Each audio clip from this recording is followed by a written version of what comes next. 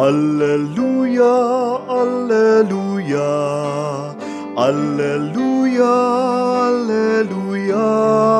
Si Kristo'y muling nabuhay, resurrexit sicut dixit.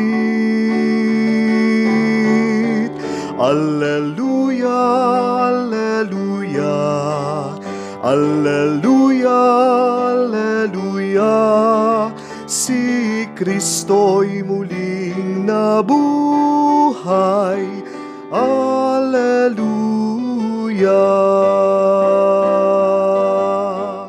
Sa ngalan ng Ama, ng Anak, at ng Espiritu Santo. Amen. Sumainyo ang Panginoon. At sumaiyo rin. When we get what we deserve, that is called justice. Hustisya, katarungan. Pag nakukuha mo yung karapat-dapat na sayo. Nagkasala ka, paparusahan ka. Gumawa ka ng mabuti, gagantimpalaan ka. Pero hindi lang yan ang katotohanan ng ating buhay. We receive more than what we deserve. Nakakatanggap tayo higit sa kung ano yung karapat-dapat na makuha natin. At ang tawag dyan ay grasya. Pasalamat ka na ba sa mga grasyang tinanggap mo sa Diyos? Maraming mga pagpapala ating tinanggap, hindi naman natin hiningi. Pero nakakalimutan nating magpuri at magpasalamat sa Diyos. Napakarami nating hinahabol sa ating buhay. Pero nakakalimutan natin na araw-araw tayo'y hinahabol ng Diyos. Madalas, siya'y naglalakad kasama natin, sa tabi natin. Kaya naman hilingin natin muli ang pananampalataya na mabuksan ang ating mga mata at maranasan natin ang muling nabuhay na Panginoong Jesucristo para mapuno tayo ng tuwa at galak gitna ng ating mga pagsubok at paghihirap sa buhay. At para tayo ay makitang karapat-dapat makatanggap sa mga banal na misteryo, hilingin natin muli ang awa at pagpapatawad ng Diyos. Inaamin ko Sa makapangyarihang Diyos at sa inyo mga kapatid, na lubha akong nagkasala sa isip, sa salita, sa gawa, at sa aking pagkukulang.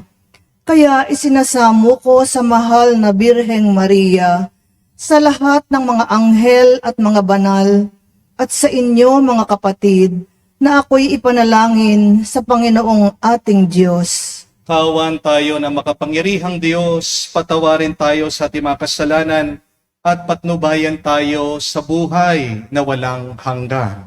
Amen. Panginoon, kaawaan mo kami. Panginoon, kaawaan mo kami. Kristo, kaawaan mo kami. Kristo, kaawaan mo kami. Panginoon, kaawaan mo kami. Panginoon, kaawaan mo kami. Gloria in excelsis Deo.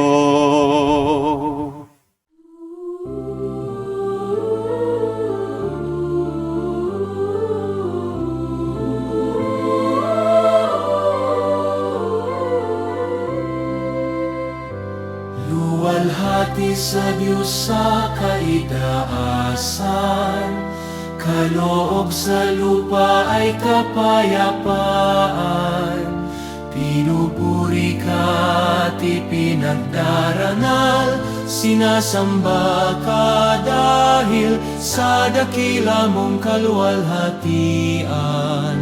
Panginoon naming Diyos, Hari ng langit, Amang makapangyarihan, Panginoong Hesukristo, buktong na anak ng Diyos, Kordero ng Ama. Ikaw na nag-aalis ng mga kasalanan ng sanlibutan. Tanggapin mo ang aming kahilingan, ikaw na nanuluklok sa kanan ng Ama. Maawa ka sa amin, ikaw lang amang manal, Panginoong Hesukristo. Kristo, kasama ng Espiritu, sa luwalhati ng Ama. Amen, amen, amen, amen.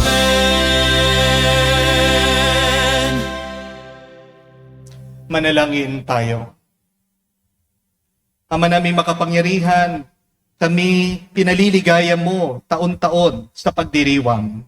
Sa Pasko ng pagkabuhay ng Panginoon naming mahal, ipagkaloob mo ang pagdiriwang namin dito sa lupang ibabaw, ang maging dapat na kami sumapit sa ligayang pagmagpakailanman. Sa pamamagitan ni Jesucristo kasama ng Espiritu Santo, magpa sa walang hanggan.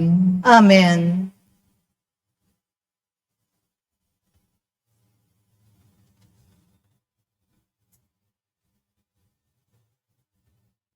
Pagbasa mula sa mga gawa ng mga apostol. Minsan, 3 ng hapon, oras ng pananalangin, nagpunta sina Pedro at Juan sa templo. Sa malapit sa tinatawag na pintuang maganda, ay may isang lalaking ipinanganak na lumpo. Dinadala siya roon araw-araw upang magpalimos. Nang makita niya sina Pedro at Juan na papasok sa templo, siya ay nanghingi ng limos. Tinitigan siya ng dalawa at sinabihan ni Pedro, "Tumingin ka sa amin." Tumingin nga siya sa pag-asang siya'y lilimusan. Ngunit sinabi ni Pedro, "Wala akong pilak o ginto, subalit may iba akong ibibigay sa iyo. Sa ngalan ni Jesucristong taga Nazaret, lumakad ka." Hinawakan niya sa kanang kamay ang lumpo at itinindig. Pagdakay, lumakas ang mga paa at bukong-bukong ng lalaki. Ito'y napalukso at nagsimulang lumakad. Palukso-lukso siyang pumasok sa templo, kasama nila at masayang nagpupuri sa Diyos. Nakita ng lahat na siya'y lumalakad at nagpupuri sa Diyos. Nang gilalas sila nang makilala nilang siya ang pulubing dati nakaupo sa pintuang maganda ng templo. Ang salita ng Diyos. Salamat sa Diyos. Diyos ay dapat parangalan ng banal niyang sambayanan. Diyos ay dapat parangalan ng banal niyang sambayanan. Dapat na ang Diyos, itong Panginoon, ay pasalamatan. Ang kanyang ginawa sa lahat ng bansay dapat ipaalam. Siya ay purihin, suubin ng awit, ating papurihan. Ang kahangahangang mga gawa niya'y dapat na isaysay. Diyos ay dapat parangalan ng banal niyang sambayanan. Tayo ay magalak, yamang lahat tayo ay tunay na Kanya. Ang Kanyang pangalan, ang pangalang banal, napakadakila. Lahat ng may nais maglingkod sa poon, dapat na magsaya. Siya ang hanapin, at ang kanyang lakas ay siyang asahan. Siya ay hanapin upang mamalagi sa kanyang harapan. Diyos ay dapat parangalan ng banal niyang sambayanan. Ito'y nasaksihan ng mga alipit anak ni Abraham. Gayon din ang lahat na anak ni Jacob na kanyang hinirang. Ang Panginoong Diyos ay Panginoon. Siya ang ating Diyos. Sa kanyang paghatol ay ang nasasaklaw buong sansinukob. Diyos ay dapat parangalan ng banal niyang sambayanan. Ang tipang pangako'y laging nasa isip niya kailanman. ang mga pangakong kanyang binitiwan sa lahat ng angkan. Ang tipan ng Diyos ay unang ginawa niya kay Abraham at may pangako ring ginawa kay Isaac na lingkod na mahal. Diyos ay dapat parangalan ng bayan niyang sambayanan.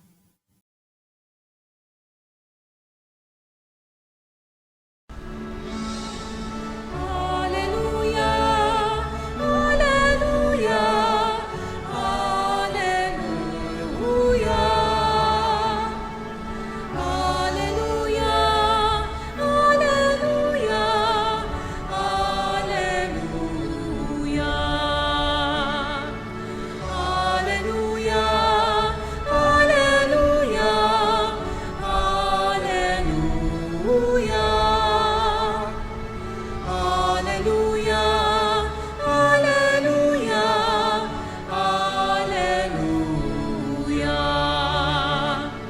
Alleluia,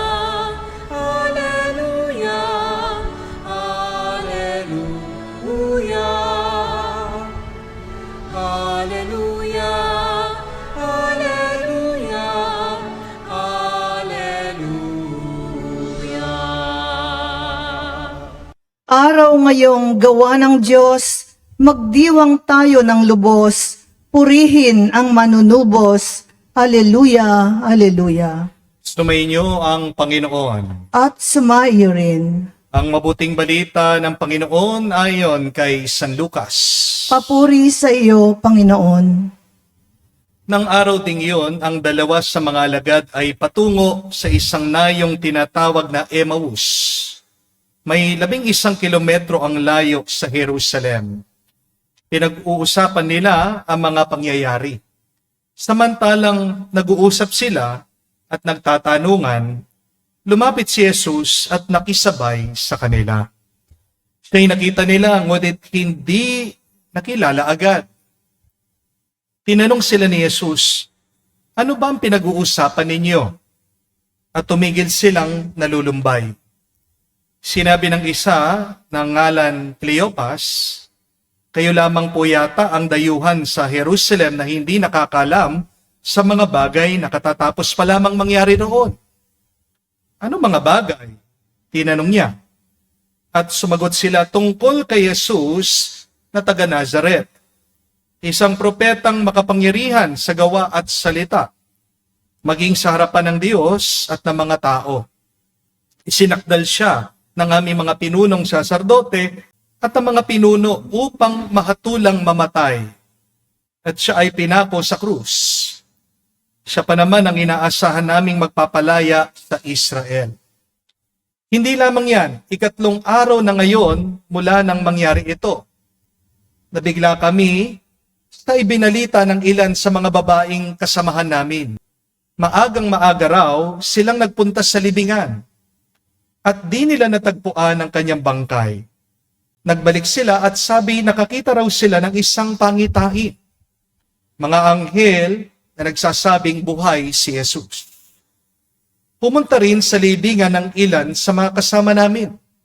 At gayon nga ang natagpuan nila, ngunit hindi nila nakita si Jesus.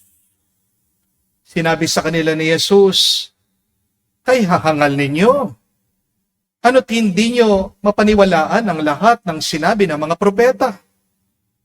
Hindi ba ang Mesiyas ay kailangan magbata ng lahat ng ito bago niya kamtan ang kanyang marangal na katayuan? At pinaliwanag sa kanila ni Jesus ang lahat na nasasaad sa kasulatan tungkol sa kanyang sarili. Simula sa mga aklat ni Moises hanggang sa sinulat ng mga propeta. Malapit na sila sa ngayong kanilang patutunguhan. At si Jesus ay waring magpapatuloy pa sa lakad.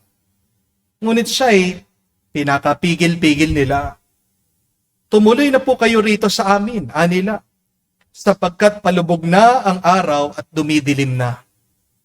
Kaya't sumama nga siya sa kanila, nang siya'y kasalo na nila sa hapag, dumampot siya ng tinapay at nagpasalamat sa Diyos. Saka pinaghati-hati at binigay sa kanila.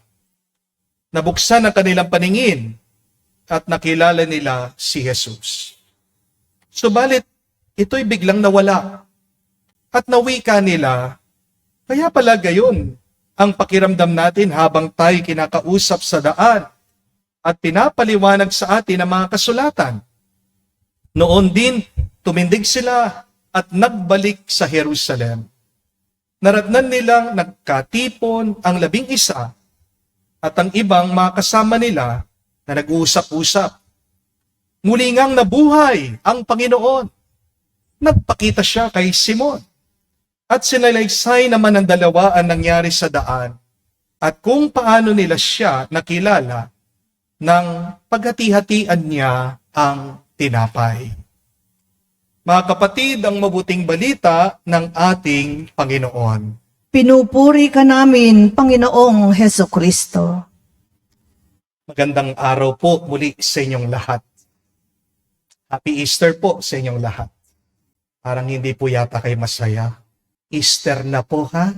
Tapos na pong Biyernes Santo.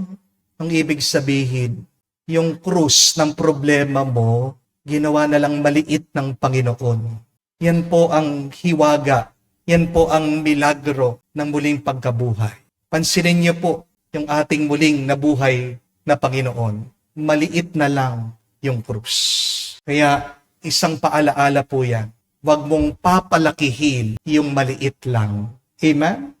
At meron pa pong isang katotohanan na gusto kong tandaan ninyo para makatulong maging magaan at stress-free ang buhay nyo. Ano po? Alalahanin nyo ito. Kung galing sa Diyos, hahabulin ka nito kahit na tumakbo ka pa.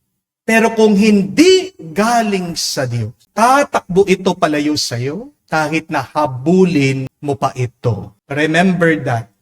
If it comes from God, it will chase you even if you run from it. But if it does not come from God, it will run away from you even if you chase it.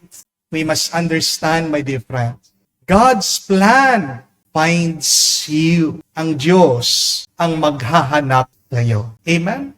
At ito pong ating nakita sa unang pagbasa. Meron pong isang lalaking pilay. Araw-araw daw po siya'y nasa templo na mamalimos. Wala po siyang hinahabol. Wala po siyang plano. Pero dumating daw po si Pedro at si Juan, mga apostol ng ating Panginoong Jesucristo. At sabi po ni San Pedro, "Silver and gold I do not have, but what I have, I will give you." Binigyan daw po itong pilay, itong may sakit, ng kagalingan sa ngalan ni Jesus. Ang lumpo biglang lumakas at nakatayo. Mga kapatid, hindi hinabol ng pilay ang himala. Ang himala ang lumapit sa kanya. Ganito ang ating Diyos. Kapag para sa iyo, darating ito. Amen? Hindi mo kailangan puwersahin. Hindi mo kailangan pilitin. Para sa iyo, para tayo. Amen? Sa Ebanghelyo po, narinig naman natin ang pagpapakita ni Jesus sa dalawang alagad papunta daw sa Emmaus. Naglalakad sila palayo sa Jerusalem, palayo sa kanilang pangarap, palayo sa pag-asa. Akala kasi nila tapos na ang lahat.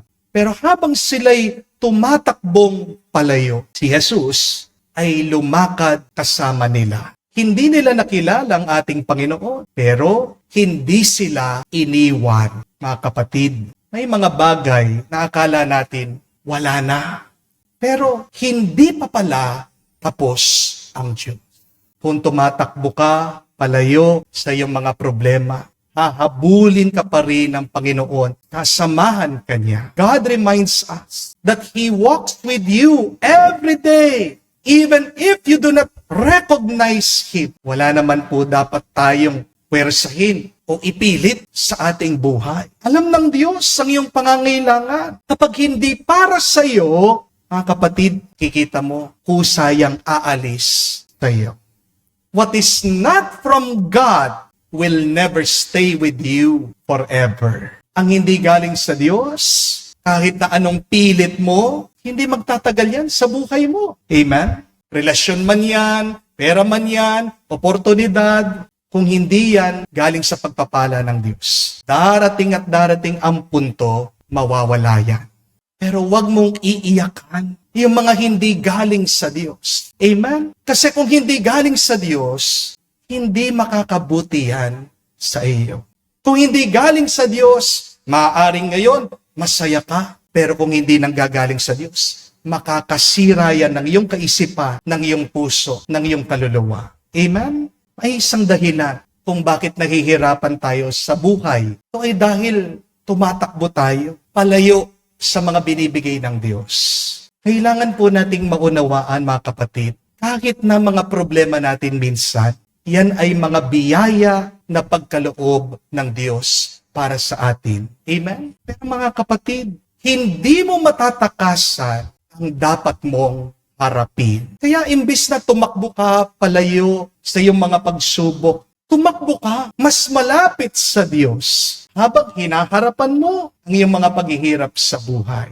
At para maging mas magaan ang iyong pagtakbo, paglalakbay sa buhay na ito. 3 bagay po ang gusto kong tandaan ninyo.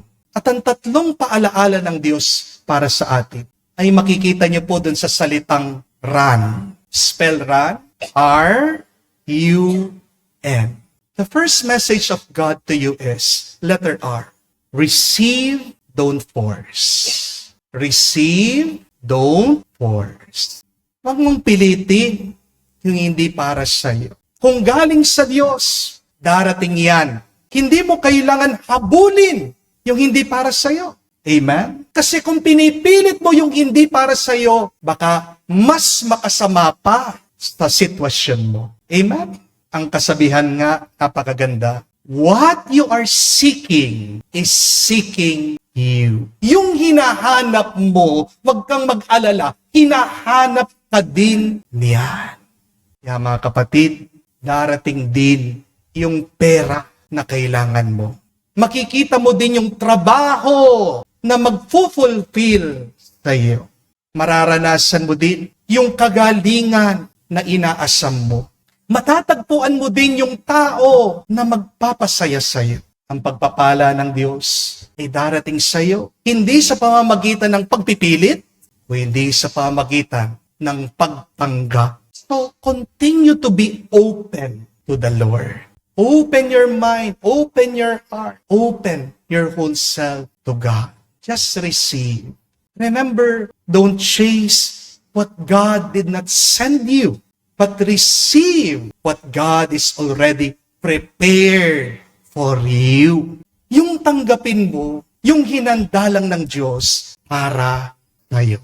Ang tanong, ikaw ba? Handa ka ba? Kasi kung hindi ka handa, kahit na paano ka bigyan ng Diyos, hindi ka makakatanggap. Hindi po ba? In order to receive, you must be ready for the grace of God. Amen? But the second message of God to you is found in the letter U. It means understand God's timing. Understand God's timing. May oras ang lahat. There is a time for everything. So be patient. Pasensya ka. Magtiyaga ka. Marunong kang maghintay. Amen? Hindi delay ang sagot ng Diyos. Preparation lang yan. Meron pong isang follower na pumunta po dito sa ating parokya. Na-aksidente po yung sasakyan nila sa pagpunta po, pagbisita sa akin. Kaya paliwanag po nila na late daw sila. Natural po, itong mga bisita naiinis, nalulungkot, at nagtatanong, bakit nangyari po yun, no, Father? Malinis naman, mabuti naman ang aming mithiin, pero bakit kami pa yung nabangga? Pero sabi ko po sa kanila, alam nyo, kung mas maaga kayong nakarating, hindi nyo rin naman ako aabutan eh. Dahil meron akong schedule kaninang umaga. At ngayon, sakto lang tayong nagkatagpo dahil dun sa inyong aksidente. At napangiti po sila. Kahit na mukhang masama yung nangyari, perfect timing pa rin yan. Kapatid, minsan iniisip natin, late si Lord. Di po ba? Pero ang totoo, hindi late ang Diyos. Masyado lang tayong advance. Hindi late ang Panginoon. nagmamadali lang tayo palagi. Amen? Sometimes we are such in a hurry that we forget that God is not. Ikaw nagmamadali ka, ang Diyos hindi nagmamadali. My dear friends, God's delay is not His denial, rather, it is His design. Kasama sa plano ng Diyos, yung hindi niya agad-agad binibigay, yung para sa iyo. Amen? But third and last message for you is found in the letter N. N means never run away from God. Never run away from God. Pwede kang tumakbo, pero sana naman tumakbo ka papunta sa Diyos. Amen? Kasi tandaan niyo po mga kapatid, mas mabilis umabol ang Diyos kesa sa iyong pagtakbo palayo sa Kanya. So meron po akong isang natutunan sa 13 years kong pagkapari. Ito po, mapapagod at mapapagod ang tao sa pagkakasala niya. Magsasawa at magsasawa ang tao sa pagkakamali niya. Ang dami ko pong napakumpisalan na. Matanda, bata, mayaman, mahirap, nag-aral, hindi nakapagtapos. Pero meron pong isang common denominator. Meron pong iisang karanasan na pagkatapos ng maraming kasalanan, hinahabol sila ng kanilang konsensya. At tandaan niyo po ito, ang konsensya ay ang boses ng Diyos sa ating kaluluwa. Kinakausap tayo ng Diyos sa pamamagitan ng ating mga konsensya. Mga kapatid, kahit na gaano karami ang nagawa mong kasalanan, mararamdaman mo sa iyong loob, magsisisi at magsisisi ka pa rin. Ang mabuting balita, mas malakas ang pag-ibig ng Diyos kesa sa kasamaan, kesa sa kasalanan. Kaya kahit na paulit-ulit tayong lumalayo sa Diyos, hindi magsasawang abulin tayo ng Panginoon. Mga kapatid, pwede kang tumakbo sa bisyo, pwede kang tumakbo sa iyong trabaho, pwede kang tumakbo sa iyong mga kabarkada, pwede kang tumakbo sa iyong sariling plano. Pero sa dulo ng lahat, ang Diyos pa rin ang hahanapin mo. Kasi walang makakapagbigay ng buong tuwa at galak, tanging ang Diyos lang. Amen? Remember, you can run from God, but you can never outrun God. Mga kapatid, pasalamat po tayo sa Diyos sa banal na misang ito. Dahil kahit na paulit-ulit natin siya minsan iniiwasa kapag naghihina tayo, tandaan niyo, ang grasya niya ang maghahanap sa atin. Kahit na tumakbo tayo, mas mabilis maghanap ang Diyos. Magtago ka pa, makikita ka ng Diyos. At kung hahayaan mo na abutan ka ng Diyos, doon magsisimula sa iyong buhay ang tunay na milagro, ang tunay na himala. Amen. Tumayo po tayo. Sa pag-aalaala natin kung papaanong nakilala ng mga alagad si Jesus sa paghahati-hati ng tinapay sa daan patungo Emmaus, manalangin tayo sa Diyos Ama upang magkaroon tayo ng higit na malalim na pagpapahalaga sa muling nabuhay na Kristo bilang ating pagkaing espiritual para sa ating paglalakbay sa buhay. Ating sabihin, Panginoon, dinggin mo kami. Panginoon, dinggin mo kami. Ang Santo Papa Leon at mga obispo naway mabisang ipahayag ang mensahe ng pag-asa sa pamamagitan ng kanilang buhay na banal. Panalangin tayo sa Panginoon. Panginoon, dinggin mo kami. Ang mga pinuno ng pamahalaan naway makapaghatid ng pag-asa at ginhawa sa ating bayan sa pamamagitan ng kanilang lubos na paglilingkod. Manalangin tayo sa Panginoon. Panginoon, dinggin mo kami. Atin nawang maunawaan kung bakit kailangang magpakasakit ni Kristo at muling mabuhay mula sa mga patay sa ikatlong araw. Manalangin tayo sa Panginoon. Panginoon, dinggin mo kami. Sa katahimikan po ng ating puso, banggitin natin, sabihin natin sa Diyos ang ating mga personal na pangangailangan. Ama naming nasa langit, pagkalooban mo kami ng malalim na pananampalatayang nararapat upang makilala namin ang iyong anak sa lahat ng mga pagkakataon sa aming buhay. Hinihiling namin ito sa pamagitan ni Kristo na aming Panginoon. Amen.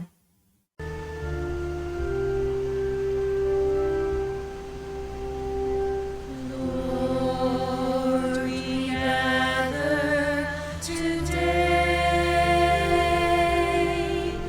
in your house. We kneel down and pray. We ask for your mercy as we open our hearts to receive your forgiveness, O Lord. Lord, we lift up to you all these gifts we offer for your glory. We will eat this living bread. We will drink this saving cup and feel your presence, O Lord. As we offer this bread and as we bring you this wine, bless them, Lord Jesus. Feed us now, give us life. Send us your Spirit, the source of our lives, and together we will serve you with love. Manalangin kayo mga kapatid, para ang ating mga paghahain ay kalugdan ng Diyos, amang makapangyarihan. Tanggapin nawa ng Panginoon itong paghahain sa iyong mga kamay, sa kapurihan niya at karangalan, sa ating kapakinabangan at sa buong sambayanan niyang banal. Ama naming lumikha, tanggapin mo ang paghahaing sumasagip sa sanlibutan at kasihan mong pakinabangin ang buong naming katauhan sa iyong pagliligtas sa pamagitan ni Kristo kasama ng Espiritu Santo magpa sa walang hanggan. Amen. Sumainyo ang Panginoon. At sumaiyo rin. Itaas sa Diyos sa inyong mga puso at diwa. Itinaas na namin sa Panginoon. Pasalamatan natin ang Panginoong ating Diyos. Marapat na siya ay pasalamatan. Ama naming makapangyarihan, tunay nga marapat ikaw ang aming pasalamatan. Ngayon, sa panahon ng aming pagdiriwang ang paghahain ng Mesiyas, ang maamong tupa na tumubos sa aming lahat. Ang iyong anak na minamahal, naghahain ng sarili niyang buhay, siyang tupang maamong umako sa kaparusahan upang mapatawad ang kasalanan ng sanlibutan. Sa pagkamatay niya sa banal na krus, ang kamatayan namin ay kanyang nilupig.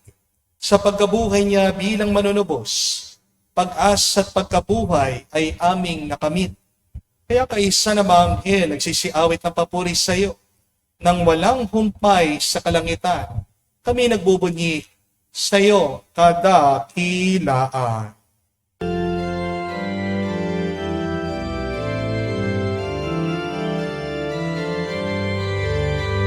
Santo, Santo, Santo, Panginoong Diyos ng mga hukbo, napupuno ang langit at lupa ng kadakilaan mo.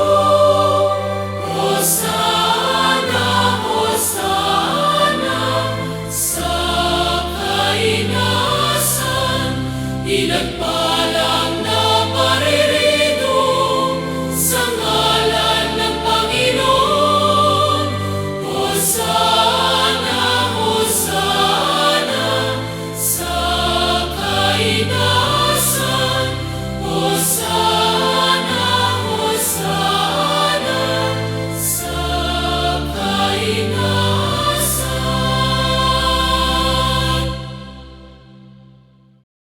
Ama naming banal, ikaw ang bukal ng tanang kabanalan. Kaya't sa pamagitan ng iyong Espiritu, gawin mong banal ang mga kaloob na ito upang para sa amin maging katawan at dugo ng aming Panginoong Heso Kristo. Bago niya pinagtiis ang pusang loob na maging handog, hinawakan niyang tinapay, pinasalamatan kanya, pinaghati-hati niya iyon, inabot sa kanyang malagad at sinabi, "Tanggapin ninyong lahat ito at kanin. Ito ang aking katawan na ihahandog para sa inyo."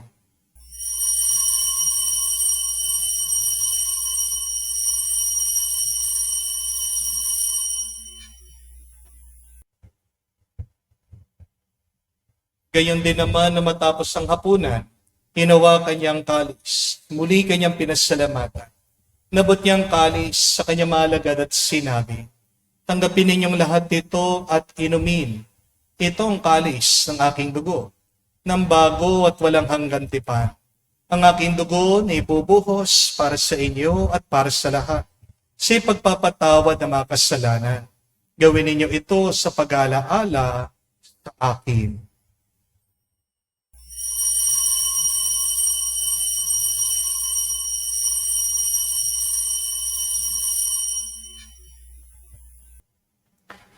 Ang misteryo ng pananampalataya.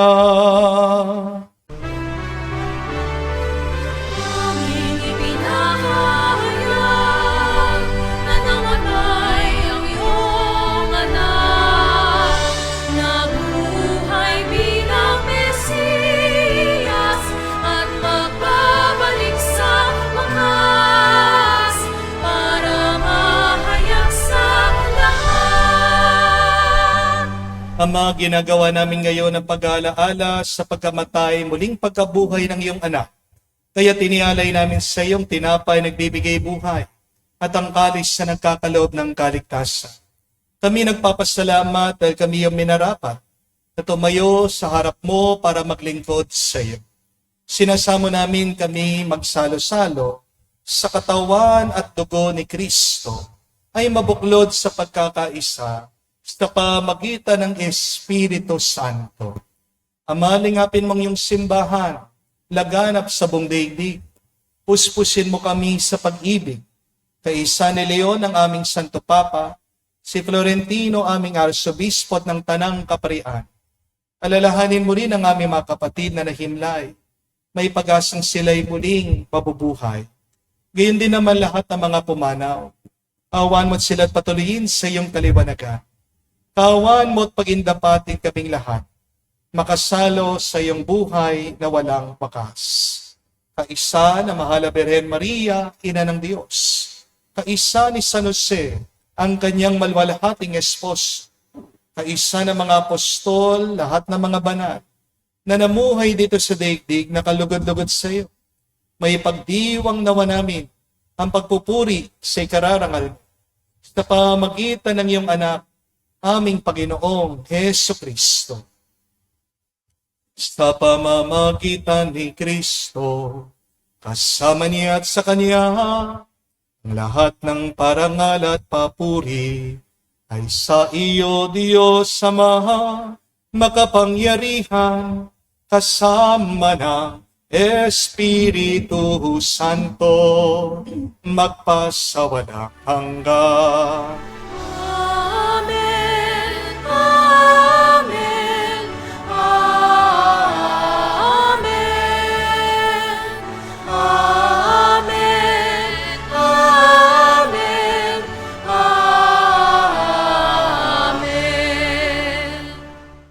Sa nakagaling na utos sa turo ni Jesus sa Panginoon natin at Diyos, ipahayag natin ang lakas, loob.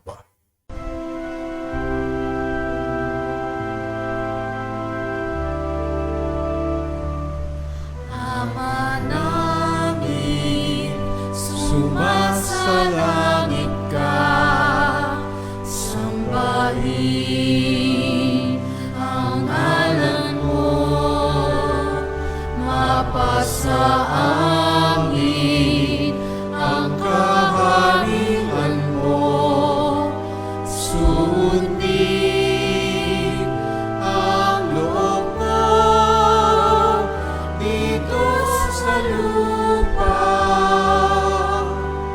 para nang sa langit. Bigyan mo kami ngayon ng aming kakanin sa araw-araw. At patawarin mo kami sa aming mga sala para ng pagpapatawad namin sa nagkakasala sa amin. At huwag mo kaming ipahintulot sa tukso, at iadya mo kami sa lahat ng masama. Hinihiling namin kami, Adya, sa lahat ng masama, pagkalooban ng kapayapaan araw-araw, ligtas sa kasalanan, ilayo sa lahat ng kapamakan. Samantalang aming pinanabikan ang dakilang araw ng pagpapahayag ng tagapagligtas sa aming si Hesu Kristo. Sapagkat iyo ang kaharian at ang kapangyarihan at ang kapurihan magpakailanman. Amen. Panginoong Hesu Kristo, sinabi mo sa mga apostol, kapayapaan ang iniiwan ko sa inyo. Ang aking kapayapaan binibigay ko sa inyo. Tunghayan mo ang aming pananampalataya at huwag ang aming pagkakasala. Pagkalooban mo kami ng kapayapaan at pagkakaisa ayon sa iyong kalooban, kasama ng Espiritu Santo, magpa sa walang hanggan. Amen. Kapayapaan ng Panginoon ay laging sumainyo. At sumaiyo rin. Magbigayan po tayo ng kapayapaan sa bawat isa. Piso niyo po, kapayapaan po sa inyong lahat.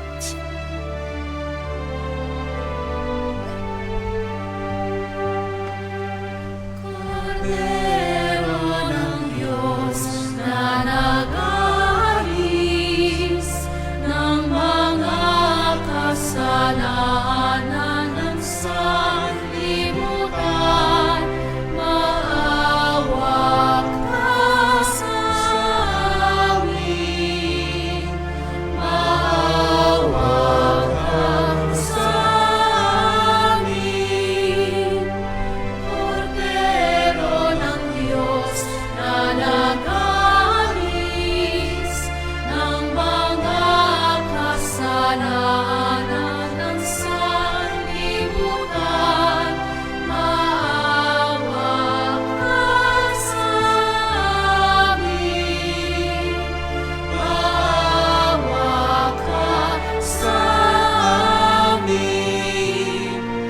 Kordero ng Diyos na nag-aalis ng mga kasalanan ng sanlibutan, ipagkaloob mo sa amin ang kapayapaan. Mga kapatid, naririto ang ating Panginoong Jesucristo, ang Kordero ng Diyos. Siya nag-aalis sa mga kasalanan ng sanlibutan. Mapalad tayong lumalapit sa piging ng Kordero. Panginoon, hindi ako karapat-dapat na magpatuloy sa iyo. Ngunit sa isang salita mo lamang ay gagaling na ako.